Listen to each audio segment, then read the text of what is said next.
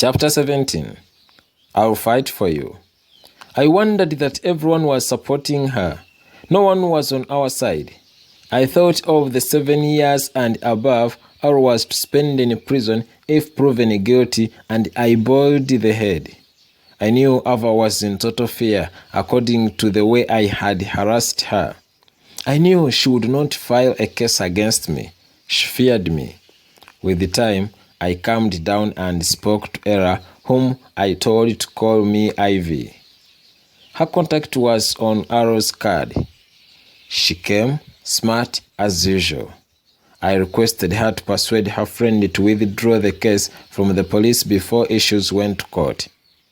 I explained that Aro would lose his credibility in public, and if this fell into the media, she would lose because Aro's fans would turn against her. Ivy did not allow me to finish when she promised to handle the issue her way. The police officer dragged me to the station, from where I received a bail bond and went home. I waited for Ivy's feedback in vain. That evening, Ava came, picked some of her stuff, and put them into Atticus's Prado, who drove away. She claimed that her safety was compromised by my hideous behavior. I think Atticus remained a good friend of Ava, even though she chose to go with Aro. Men really suffer. You fall for a woman who does not refuse, and at the same time she does not accept. She keeps you around like a fool for emergency. I suspected this Atticus for being behind Ava's ill manners. She misbehaved knowing that someone would be there on standby to rescue her. So fake. Ivy was there.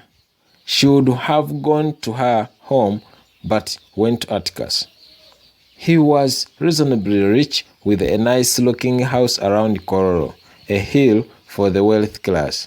Maybe Atticus was so good to her that was why she joined him.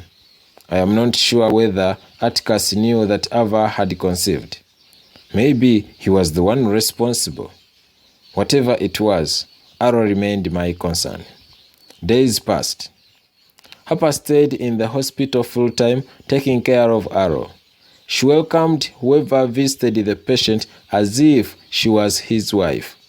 I recalled Aro telling me that women could do anything for the person they cared for.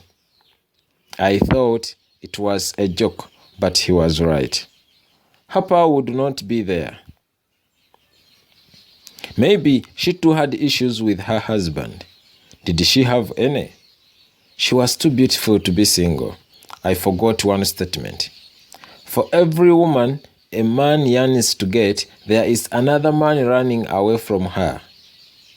This single Harper had dumped her husband and left him with a 3-month-old baby and went with another man who also chased her. She became Aro's friend when he staged a counseling seminar which Harper attended. She kept on seeing him as they shared a lot. The recovery process moved on well with Aro. He waited for discharge. One morning, Ava went there to see him and found Harper holding his hand. They were cracking jokes. Aro was good at only jokes, maybe even other things. But Ava never clicked the talent. She suffocated. The moment they saw her, the smiles vanished as melancholic faces welcomed her. She easily identified Harper as her barrier to have control of her man. Ava called Harper for a moment in the washrooms. However, Aro stopped her, for he knew what Ava would do to her. This female ghost never wanted any woman to talk to Aro. She walked straight to where Harper sat and grabbed her by the ears, then slaps echoed the entire room. Harper was not a joke. She lifted Ava to the ground, then pulled her cheeks as Ava also did the same to Harper's hair.